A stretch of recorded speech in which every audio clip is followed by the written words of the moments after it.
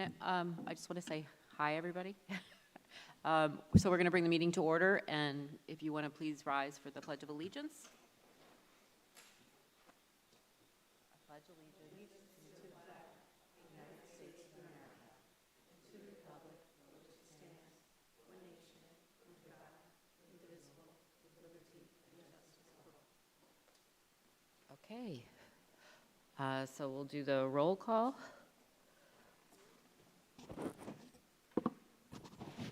Audrey Lynn Hurston James.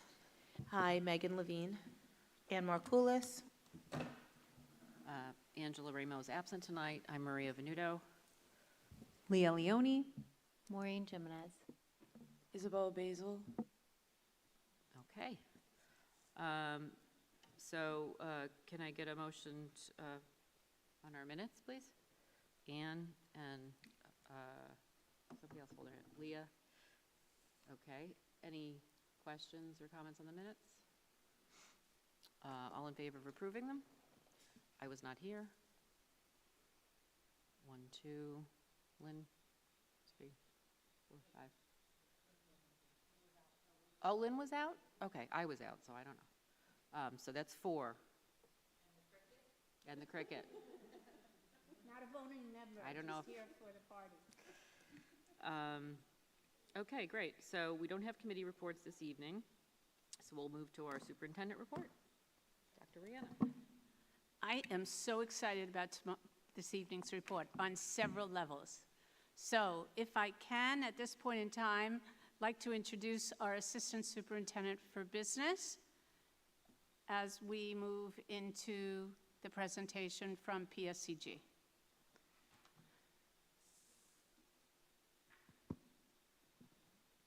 Oh, she's got one. Okay, thank you, Dr. Rihanna.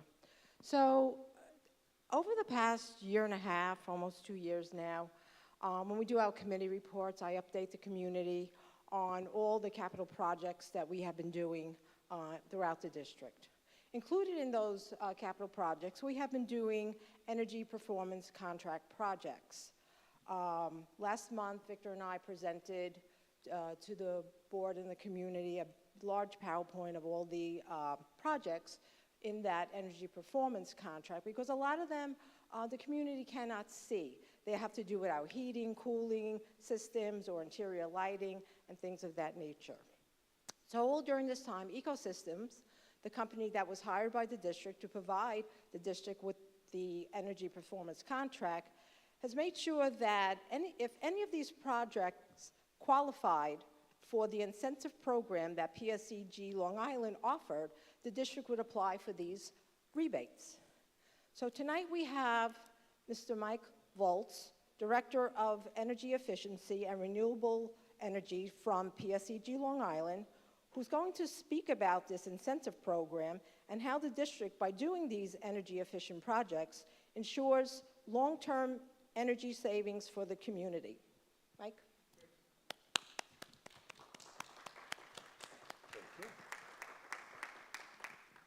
Good evening, everyone. Good evening. I'll use the microphone, even though I do have a loud voice. It's a pleasure to be here, and I want to talk about a little bit about the financial incentives that we've provided for the energy performance contract. So I'm Mike Volz. I'm the Director of Energy Efficiency and Renewables for PSCG Long Island. We're glad we were able to help the district offset some of the costs of your building improvement projects with our rebate program. All 7 schools in the district, along with the Thayer Administrative Building, 9 projects in all completed, and 9 more will be completed in the coming months. The energy efficiency measures included interior and exterior LED lighting upgrades, variable frequency drives which control hot water pumps, and plug loads designed to reduce energy throughout smart scheduling during idle hours. And I'd like to turn your attention to the video on the monitor behind the board. Let me just turn that on for a moment, and let's have a take a look at that. Let's see. I think it's going to run.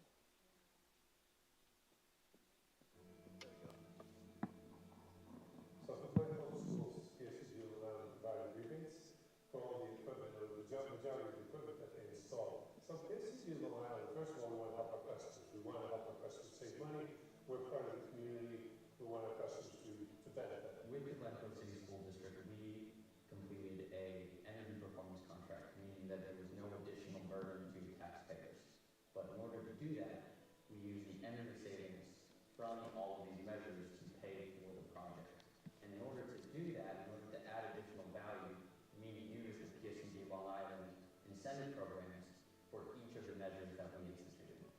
So throughout the district, we implemented many measures. Interior lighting, we converted all the lights to LED, either fixture replacement or in some places where there are architecturally fascinating fixtures, we kept the fixtures but replaced the bulbs with LED bulbs. Exterior lighting, all of the hot water pumps we put VFDs on where it made financial sense that, and we were able to use the PSNG Long Island incentives to help keep that payback attractive. One of the biggest parts of this project was a 600 kilowatt solar array that we put on the district's rooftops. And that offset a lot of greenhouse gas emissions just from being able to have the district produce its own electricity that's directly feeding the school. Well, I would highly recommend to look into these energy performance contracts, especially for the districts that struggling with the other options, because this is definitely the alternative to address the capital improvement projects. The contractors that we work with is great. They went through the scope of work and considered all other options, and we went through this to see what makes more sense to generate more savings. So it's definitely a great source to address the capital improvement project.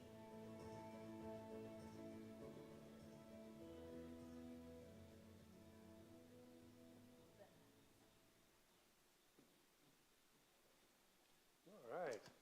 So as we said, that you save a significant amount of energy. The school district is going to save 410,000 kilowatt hours of annual energy saving. That's about $80,000 each year in reduced electricity bill. So kudos to you for keeping an eye on taxpayer dollars, and thank you for helping preserve the environment with these energy efficient projects. And now I'd like to present a ceremonial check for the $89,000 that the district is going to receive for these projects. And we'd love to be invited back when all the projects are complete so that we can celebrate again for this important achievement.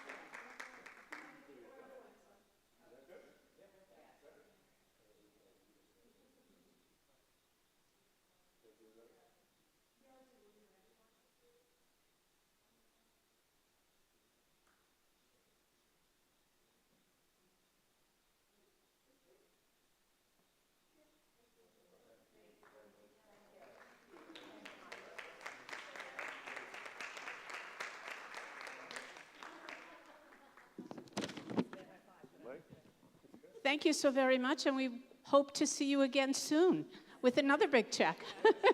Thank you. It's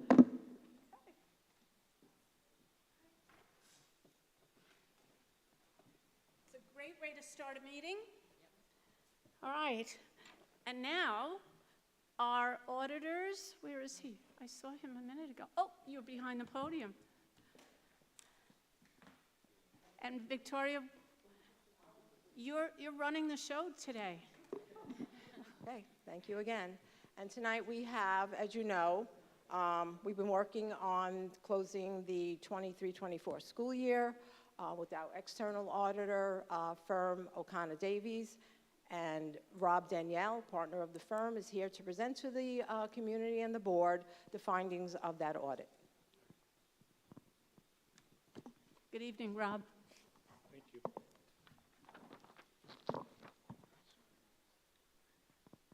Okay, good evening, and thank you for having me present the audit results for the Glen Cove City School District, again, for the fiscal year ended June 30th, 2024. Before I begin, I just wanted to thank Victoria, Galante, really the entire business office for all of their efforts in getting us to this point. The audit process, it is a lengthy process. We start sometime in June and we end today. So again, thank you. So I put together a PowerPoint rather than going through the large spiral report to try to condense some information.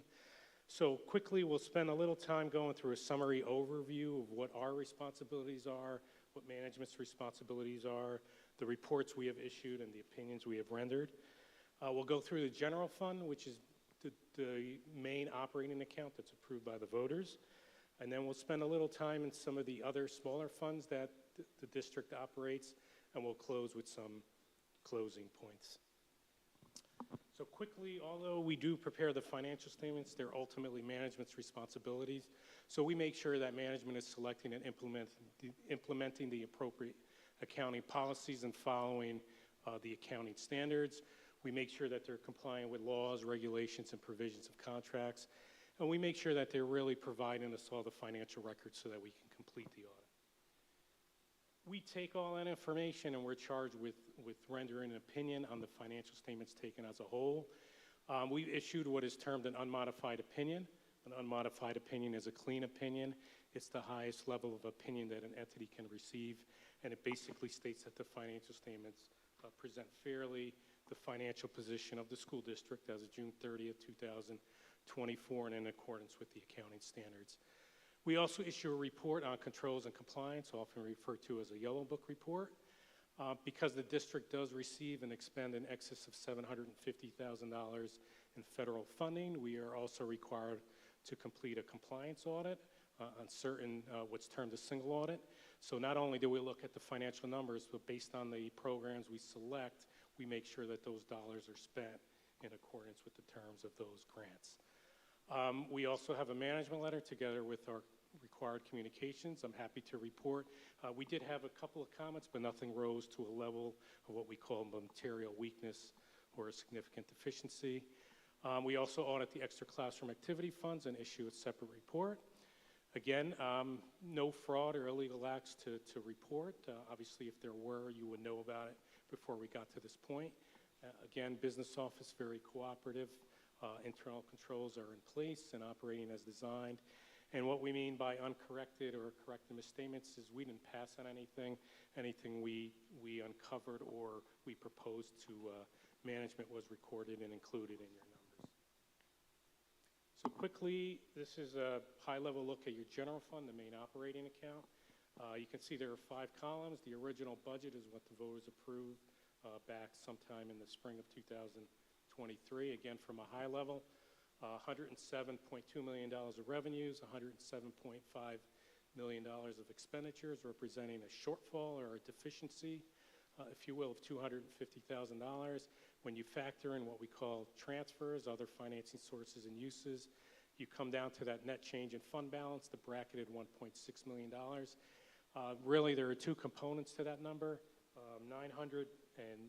$900,772 of prior year, what we call encumbrances or purchase orders, where the district committed to the goods or services, they just didn't receive them. So that automatically rose from last year into this year, where you actually receive them and are paying for them with those budgeted dollars.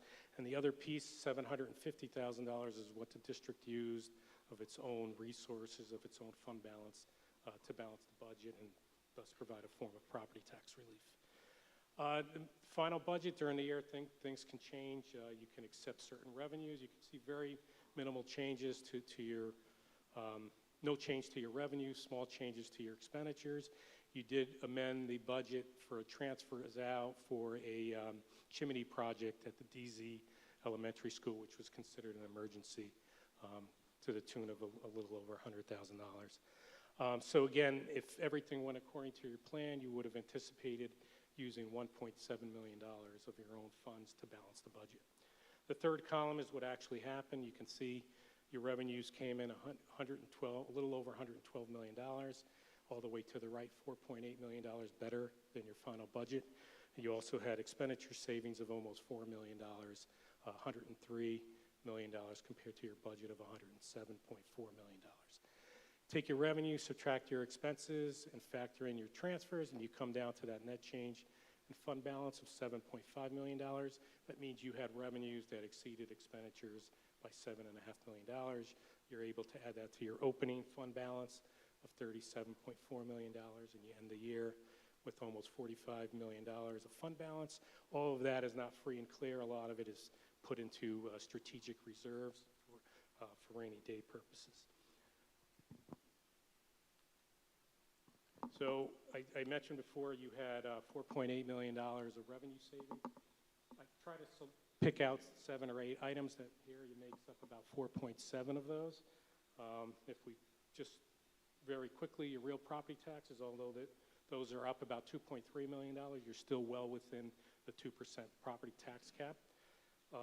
The school tax relief program, the STAR program, you can see that has been declining over the past 5 years, actually, and it's down about $500,000 compared to 2023. So that really shifts the burden from the state to the taxpayer, and it's expected to decline going forward. Pilots, payments in lieu of taxes, you can see that's up about $500,000 and $375,000 better than your budget. The district did add a new pilot. New pilot came on board in 2024. Your non-property taxes from the county, you can see those are actually down about $165,000, but well within what you anticipated when the budget was developed of $1.3 million. Your day school tuition and other fees, these are out-of-district students that utilize the Glen Cove schools. You can see that's up about $50,000 compared to 2023. The big item there is your use of money and property, which are your interest earnings. Again, obviously, COVID happened in 21, 22. Interest rates have been pretty good in 24, and you can see that the interest actually almost doubled from 23 to 24, generating a surplus, if you will, of over $1 million. State aid is up over $5 million compared to 2023. The district did receive some catch-up money from its foundation aid. I think that was the last piece of the catch-up money, so we don't expect those resources to be over or to be, $5 million more than the prior year. In fact, that the state is looking at the foundation aid formula, which could impact Glen Cove and pretty much all school districts. Federal aid from the general fund standpoint is your Medicare reimbursement. The district does receive a lot of federal aid, but that's recorded in the special aid fund and the school lunch program, not here in the general fund.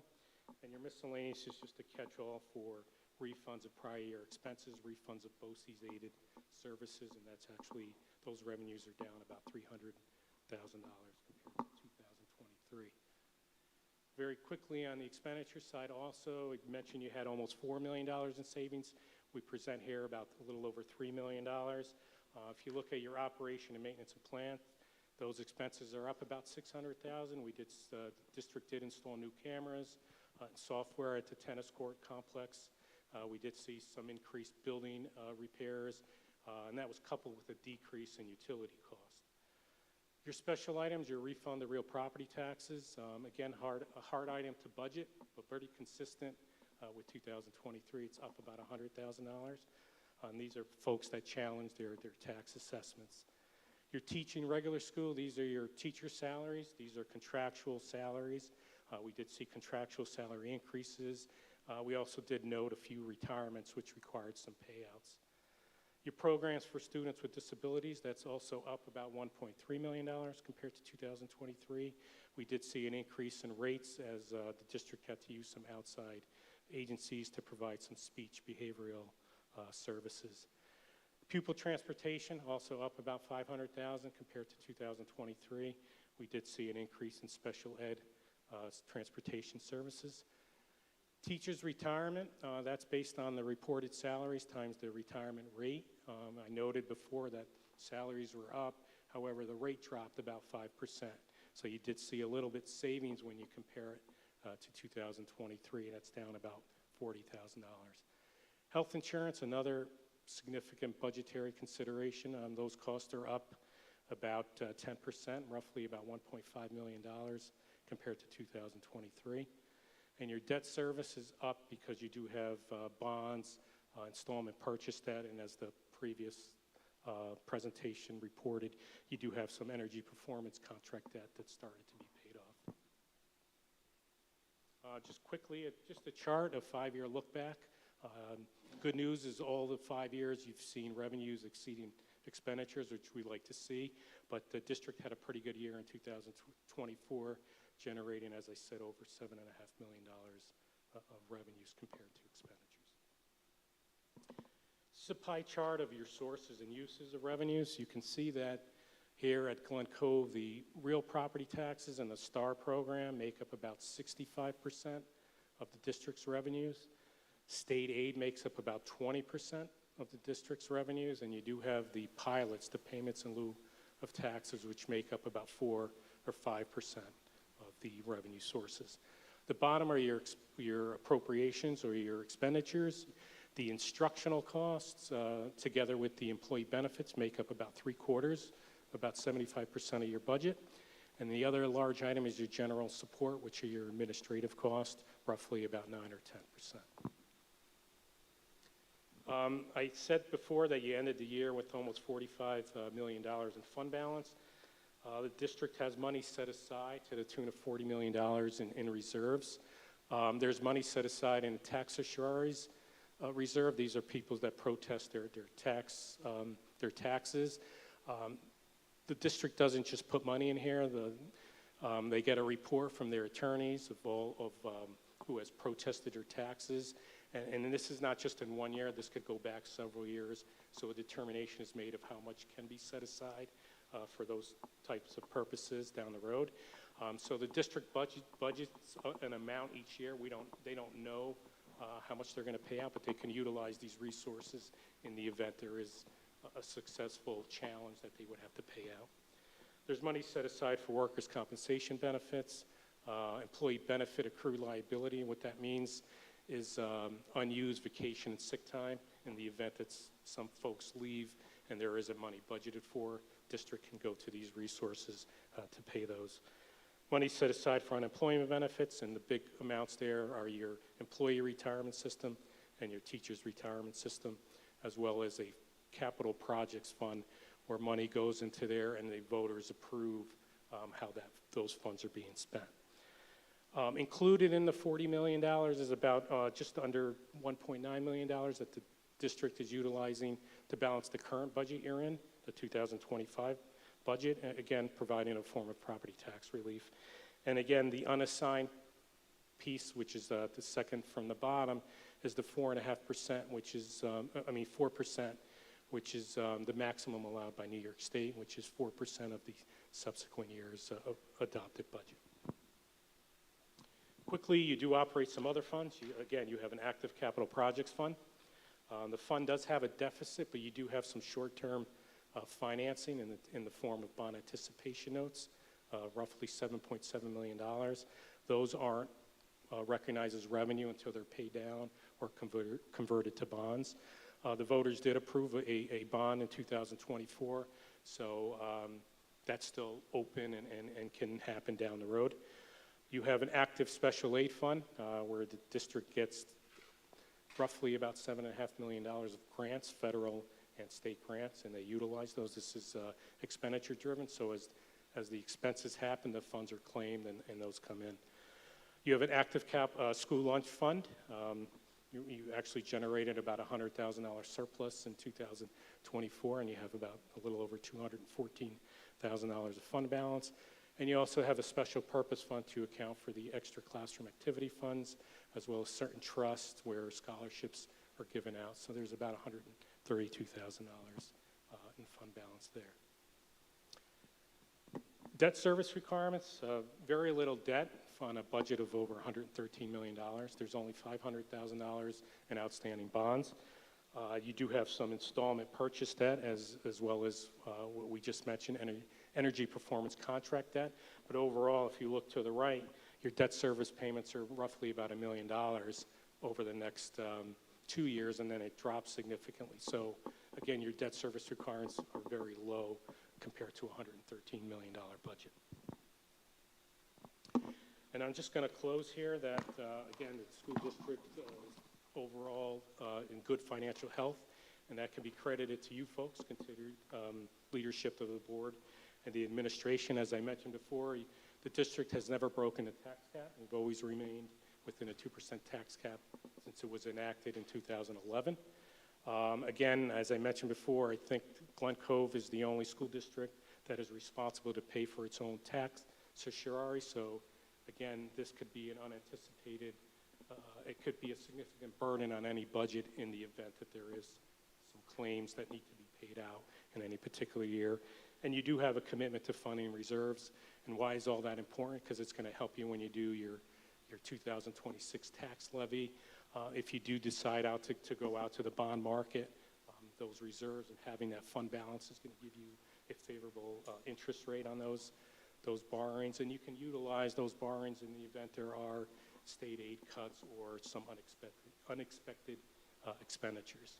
So, I mean, overall, a really good year. I still urge some caution because costs continue to escalate, and you do have a property tax cap to abide by. As we see in all districts, your salaries, your personnel costs, your health insurance, all major budgetary considerations. Your retirement contributions, again, those are market-driven. The state invests those funds in the market. If that takes a decline, you're subject to that market risk. So just things to look at. You know, great year, but just, you know, keep that in mind down the road. Thank you so very much. Questions from the board? I'd like to make a comment, if at all possible. First of all, thank you to O'Connor Davies and you, Rob, and your team for helping us as we move along through the school year. And I came into this district 12 years ago, and we had some financial issues at the time. O'Connor Davies has helped us tremendously over the period of time guiding us, but I'd also like to credit the work of our Assistant Superintendent for Business in helping this become the type of report that we can be proud of. Thank you. Great partnership. Thank you, Rob. Thank you. Any questions or comments? Okay. Thank you. Thanks very much. Okay, not that this wasn't important, because it was, but my favorite part of the evening is when we recognize students. And so I want to tell a story about a woman who called me about a year ago and said that they would like to enhance the partnership between Glen Cove Hospital and Glen Cove Schools. She actually used her husband to be able to get through my office a little faster because her husband is a superintendent in another district, a colleague of mine. But when I did meet with her shortly after she called, and she talked about the different opportunities that our students would have, I couldn't say no. I embraced them and actually said thank you.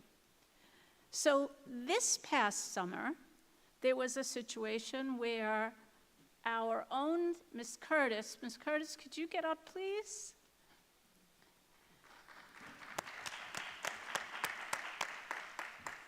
Worked with some incredible young people that I see in the audience and some that might be missing, but I want to show you what it was all about.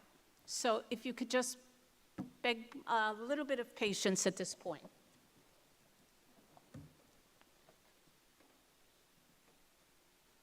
Oh, is that? Do you need my phone? No. Okay.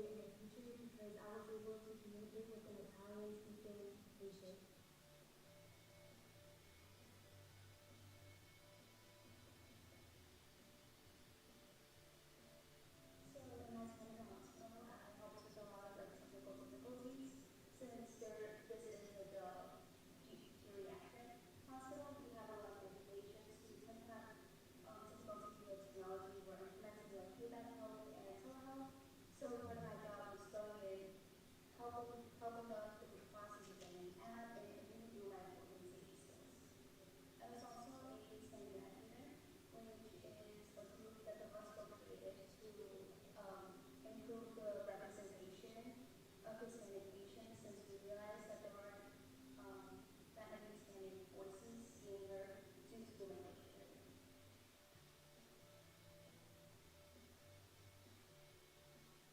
My favorite moment as a hospital volunteer was when I first started my medical school camp. We really didn't like me at all, but doing comfort rounds and every day I would come in, he slowly started warming up to me, and eventually he would like see me and high five me and say hi to me every single time he would see me, and always start a conversation with me.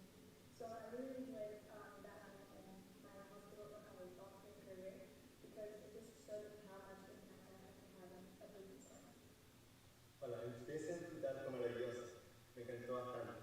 En el hospital estuve haciendo voluntariado durante el verano y en este tiempo pude ayudar a las enfermeras, a los doctores, a realizar pequeñas tareas que pueden ayudar a hacer el trabajo de ellos más fácil y también puede ayudar a tratar a los pacientes ya que van a tener más tiempo para poder hacerlo.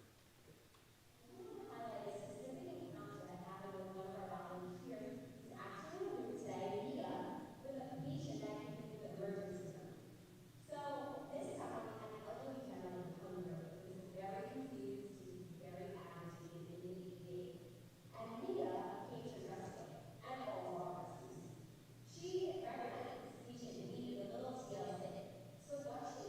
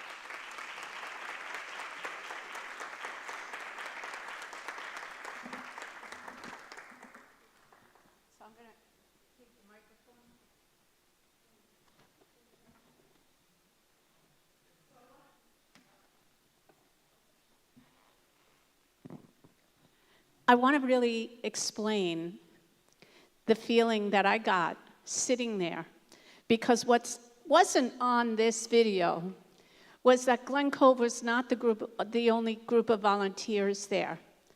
We had people from Syosset, Jericho, Manhasset, and Kellenberg, to name a few. Every example they gave of an exemplary volunteer was Glen Cove. They gave 2 scholarships out, and they both went to Glen Cove students.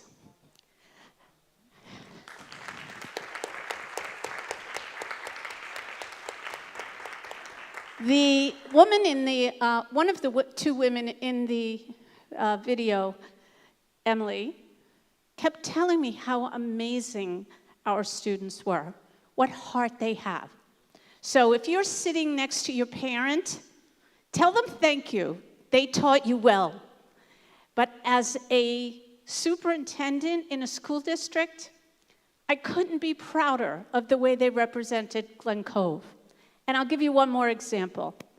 After the celebration, actually, I had to leave a little early because I had to go and meet with Mr. Roger Tillis, a regent in the state, as well as some other superintendents and officials. And one of them said to me, "You are smiling ear to ear." I said, "No, my heart is filled." I truly walked out of there knowing that they finally realized, everyone, we have the greatest group of students with the greatest heart right here in Glen Cove. So thank you. So let's recognize these people one by one.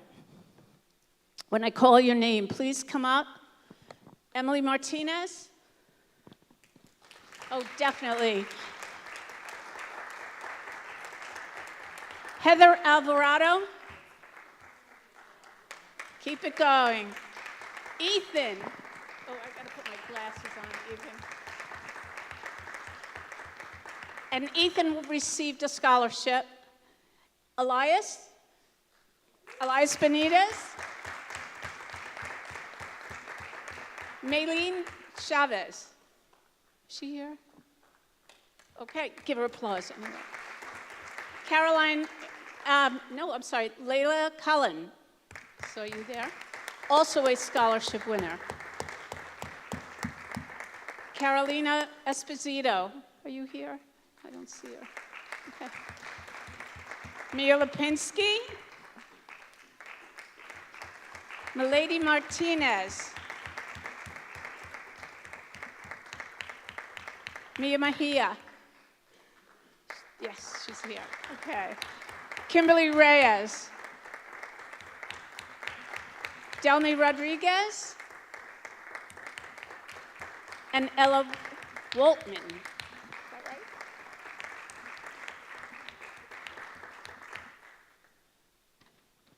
I couldn't be prouder.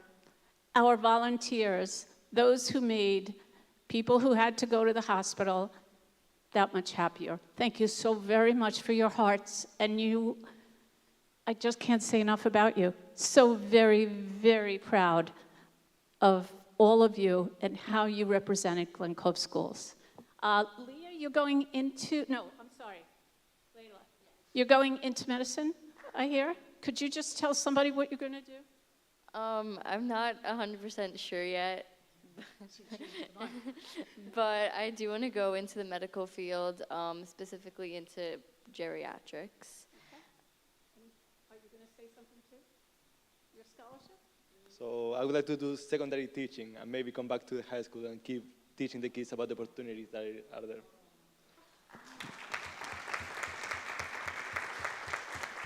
One more last piece, and I don't see her here, but I had to go to the hospital with a student last spring, and an emergency nurse was there and went right to work and helped our student out. She was actually the nurse was a former student of Glen Cove. Well, that night, while you guys were being recognized, she came out and she actually taught some of the work to you. And so I know she's not here, but Caitlin Brown, former graduate, we are so very proud of the work she's doing, and she's moving up in the field as well. So thank you, and thank you for just another wonderful memory. I wish you all the very best in the future, whatever your choices may be. Thank you. Now wait.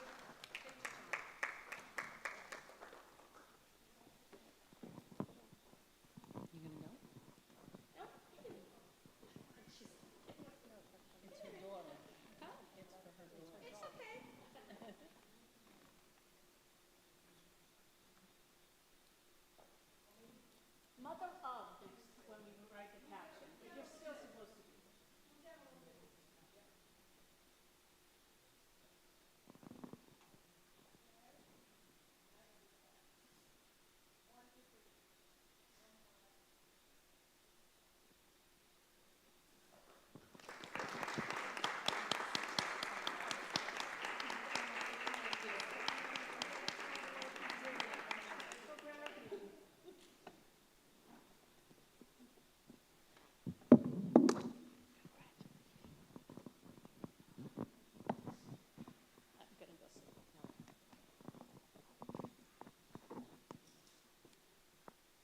Okay.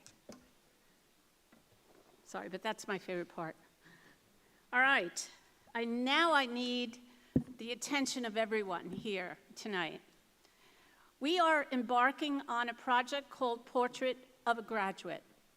Portrait of a Graduate is going to result in a profile of what we want each and every one of our students to experience as they go through our school system. Now, it may change a little, different courses, different paths, but finally we felt that we can put together the skills that are necessary for our students to be successful, even more successful, as they go into an ever-changing world. But in order to do that, we want the input of everyone. So if you are here tonight, if you know someone at home watching, if you know someone that's not watching, please ask them to go online, to use our QR code, and to complete a survey that will help us gather additional information so that when we have created the portrait of a Glen Cove graduate, we are able to truly say this was a community project with the input of all the stakeholders. As students, I want you to participate because, in my experience, you're very good at telling us what we do well and maybe what we need to improve. You know what people need out there, and just by the recognition of the volunteer work of the students here tonight, it shows me even more that they can really provide us important information in regard to what skills are needed to be successful in whatever they choose to partake in after graduation. So help us to put together this portrait of a graduate. And by the way, it just so happens that even though we started last spring, this past September, the State Ed Department brought out an additional piece of information in regard to the Blue Ribbon Commission and its recommendations for graduation to come. Guess what? They told the school districts, perhaps you can all participate and help put together for your school district portrait of a graduate. We were a little ahead of the curve, but we do want your input. So if you have a neighbor, if you have a sister or brother, if you have a significant other in your life, please ask them for the next couple of weeks to go online, use this QR code, and fill out our survey. It will be extremely helpful to the fantastic committee putting it all together. And tonight, one of the chairs of that committee is here, Ms. Susan Poulos. Thank you, Susan, and thank you, Mr. Kladsky, and all the members of that committee in helping to put this together. Okay? And that, ladies and gentlemen, is the superintendent's report. Okay, thanks very much. Okay, so we're going to move on to the student board member report. Isabel Basil.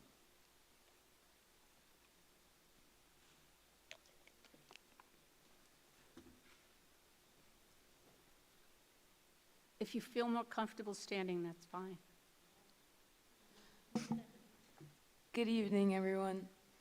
As fall sports are coming to a close, the varsity football team stands strong with an impressive 5-1 record and big hopes for the playoff ahead.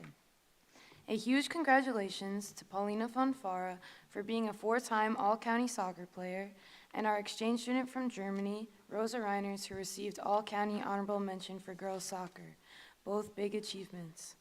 In boys soccer news, they beat East Meadow last night in their first playoff game with a score of 4-1.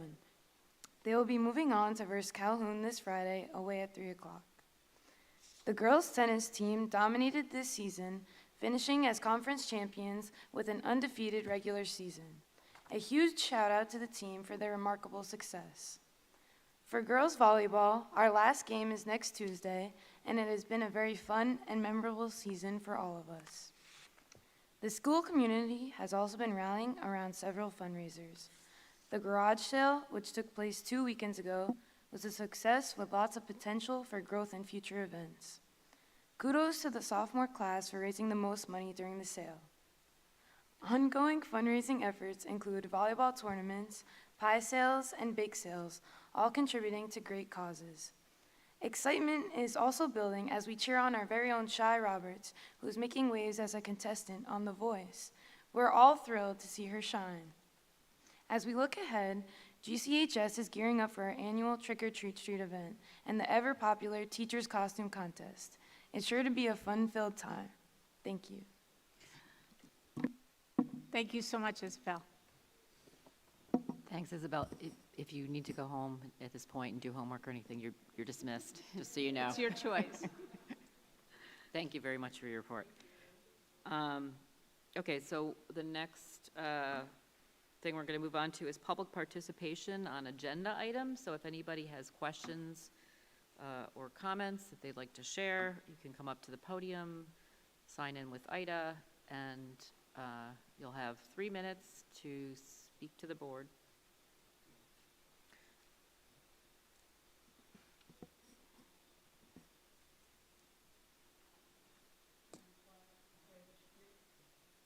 That one's not working? Janet Blatt, McGrady Street, Glen Cove. I just have a question. I probably heard this before, but I don't remember. Glen Cove is the only district that plays its own certs. Does the Long Beach School District, which is the only other city on Long Island, have included in their school district other communities' children, and that's why they don't pay, or is there some other reason that they don't pay their own certs? That the only question you have? That's it. Okay. We are the only district on Long Island that pays tax certs. It is because we are the process by which properties are reduced in their taxes. Long Beach is also a small city, but they do not pay tax certs. There are some other districts in Westchester that also pay tax certs, and in the state of New York. And it is significant to our district because we collect our own taxes, where in Nassau County it's pooled together.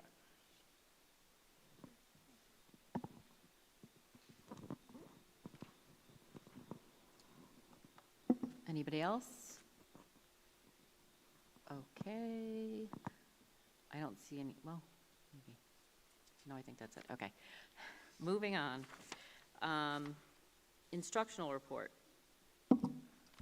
Based on the recommendation of the Superintendent of Schools, I ask the Board of Education to approve Agenda Item 7 on the instructional report: A, Committee on Special Education, and B, Committee on Preschool Special Education. Can I get a motion? Ann and Megan, any questions? All in favor? 1, 2, I see 7. 6, sorry. Thanks, I'm not good at math. Okay, great. So Thanks, Dr. Doshner. We're moving on now to business affairs. Upon the recommendation of the superintendent of schools, a motion is requested for the approval of agenda item 8, business affairs, B, operations 1 through 4. Motion? Maureen and Leah, questions? All in favor? 6. Okay. So we have a donation from, the Select Chorale donation, which was, is that from I'm sorry. That was from Carbuto, Mr. Carbuto. Yeah, made a former teacher in the donation. district. Yeah, he was the former band teacher, so he did a fundraiser, a gong bath, which I attended, and it was very fun and relaxing. And so he made a nice donation for the trip that the Select Chorale will be taking. So thanks very much for that. $1,602 from the Tranquil Heart and $400 from Sergeant L. Carbuto Memorial Scholarship Fund. Okay, so thanks again for that. So moving on to personnel. Who's doing personnel? All right, so our Andrew is coming back from a conference, so I asked the board to approve Personnel Section 9A, numbers 1 through 7. Can I get a motion? Ann and Megan? Questions? And I asked the board to approve Personnel Section 9B, classified 1 through 4. Motion? Okay. Megan and Ann? All in favor? On both? Oh, sorry, I can't. Okay, so 6. Okay. All right. So, do you want to speak? What? Well, I just want to acknowledge that we just accepted the retirement of Dr. Maria Rihanna, and I'm just going to read a statement from the board, if you don't mind. Oh, sure I mind. It's with deep gratitude and admiration that we recognize Superintendent Dr. Maria Rihanna for her incredible leadership and unwavering dedication to the Glen Cove City School District. After 12 remarkable years of service, Dr. Rihanna has decided to retire at the end of this school year, leaving behind an extraordinary legacy. Throughout her tenure, Dr. Rihanna has guided our district through transformative milestones. With her leadership, we successfully passed a critical bond that has helped to modernize our facilities, ensuring that our students and staff have the resources and environment they need to thrive. Dr. Rihanna, along with Ms. Galante, worked tirelessly to bring stability to the district's finances, addressing challenges head-on, and successfully improving the district's Moody rating. Their financial stewardship has set a strong foundation for the future of Glen Cove schools, ensuring fiscal health and sustainability. Beyond numbers and facilities, Dr. Rihanna's passion for education and her commitment to the success of every student has shaped the lives of countless young people. Her dedication, resilience, and heart have made Glen Cove a better place for all of us. On behalf of the Board of Education and the Glen Cove community, we thank you, Dr. Maria Rihanna, for your extraordinary service and wish you all the best in your well-deserved retirement. Oh, sit down. Sit down.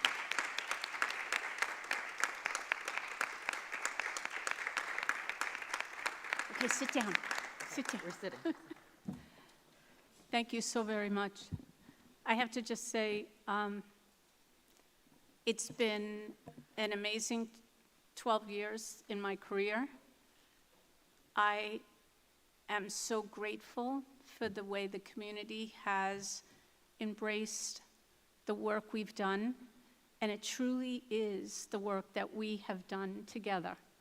I thank this board in particular and board members from the past that have focused on what the children of this district need, and I thank my incredible staff, my administrators in the buildings, my administrators at central office. Victoria, I remember what the first audit report looked like to now, and it is just the exchange of different ideas and arguments sometimes, and promotions that went a little faster than other people expected, but the skill of the people around me, and those who have just started out, I think I've told you all, this community takes your heart, and it surely took mine. So I thank you for all the opportunities you gave me to do the work we've done together. Okay. All right, next on the agenda.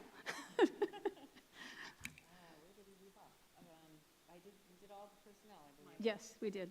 Very good. So we have no unfinished business. I don't think we have any new business. Do we have any board comments? Would anybody like to say something? Go ahead. This past weekend, not to get into it in details, but myself, Angela, Maria, Dr. Iana, Dr. Doshner attended the NYSBA conference in New York City, which was another great conference to discuss lots of different ideas going on in the state. And I think at another time, we only got back yesterday, and so we have a lot to digest and think about. So at a later date, we can discuss what was the sessions we went to and different discussions we had. But I just wanted to remark on what a great job Alexa did at the Glen Cove presentation. For the second year in a row, we were chosen to present at the statewide conference, and she presented our pilot program for the arts pathway to graduation, and it was a really great presentation. It was well attended. It had a great discussion afterwards, and it was great to showcase our wonderful fine arts and music department. And the discussion afterwards really, opened, I think, a lot of our eyes who were there to see that, our fine arts and music department is the envy of a lot of districts in the state. And it was a great discussion, and a lot of districts who came to see the presentation, were just in awe of the breadth of offerings that we have in that department, and obviously in others, but the focus was on the fine arts and music, and so it was just a great presentation. It really was. I echo that. She did a great job, and I have to say, we've already been contacted by one other district that did want to pursue and look at some of the ideas that were presented. So thank you again, Alexa. Anybody else? Everybody's so kind of quiet tonight. Okay. Friday night, Friday afternoon, 3 o'clock, our soccer champions will go to the next level of competition. So we'll be cheering them on at Calhoun. Oh, very good. Okay, so now we're on to our last public participation section. If anybody has any questions or comments regarding non-agenda items, they can come to the microphone. Just sign in with Ida first and give us your name and address, please. Thank you.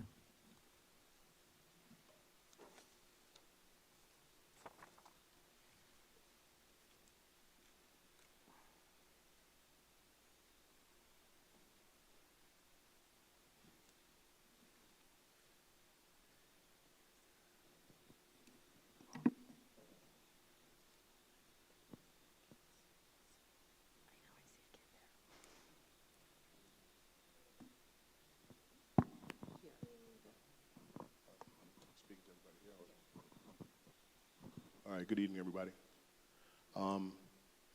My name is Maurice Hyde, 100 Red Spring Lane. And it was really great to hear some of what I heard tonight with the monies that you have in the district, that program for graduates. And I see that there are a lot of things that are enriching here in Glen Cove and in this district. And that's why it's kind of disturbing when I look at some things that have occurred.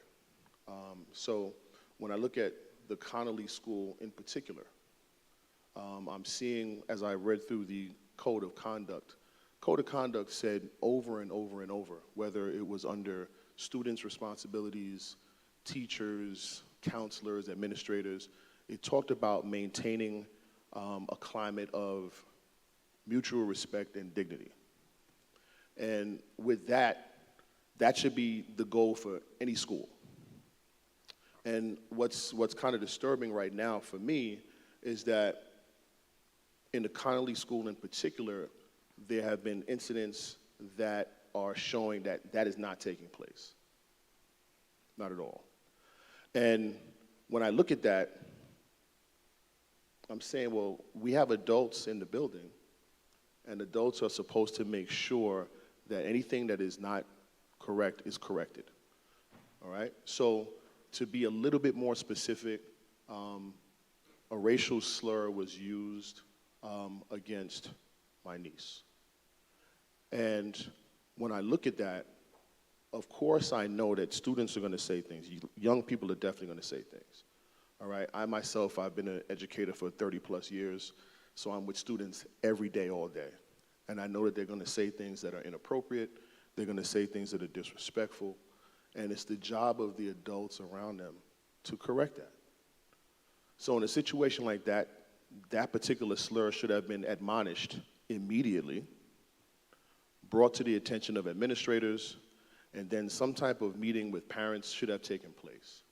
If that had been done in the proper way, in the proper fashion, then I think everybody would understand that these are kids, things need to be corrected, we can restore things, move on. The problem is, it doesn't seem like that was something that even wanted to be done.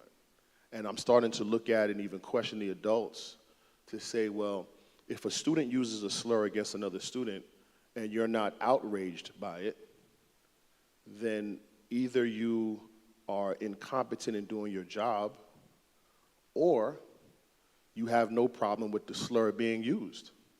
Maybe it's something that you use at home, maybe it's something that you use with family, and it's no big deal to you. Unfortunately, we have that kind of thing happening, and if it was an isolated incident, that's one thing. But it's my understanding that this type of incident is not isolated. So then we start to look at whether this is systemic or not, okay? And if it's systemic, then that's a whole nother problem. I knew I was gonna go over my 3 minutes. All right, but just to wrap it, this is something that, for me, it really bothers me because I'm with young people every day. And of course, I've heard so many things when it comes to what students are gonna say. And I've had to personally admonish students when they've said things to other students, all right? And then take particular procedures because that's what we're supposed to do, right? So I don't know what your purview is, especially since you're retiring, but I really, really need you all to look at this particular situation, look at the Connolly School, and see why certain things weren't done right away. Because if we have people in the building that feel that language like that is appropriate, then I don't think they should be around students every day. Thank you.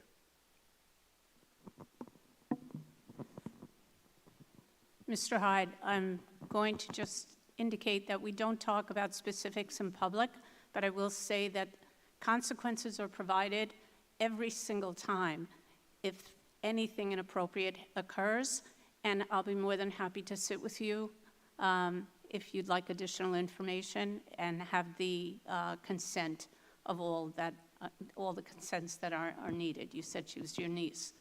Okay, but please understand that in our school district, we do not tolerate any inappropriate conduct of any kind, in particular anything in regard to racial slurs. So I echo your concerns when it comes to looking into situations and making sure that they are corrected and that the appropriate consequences are provided in an immediate manner.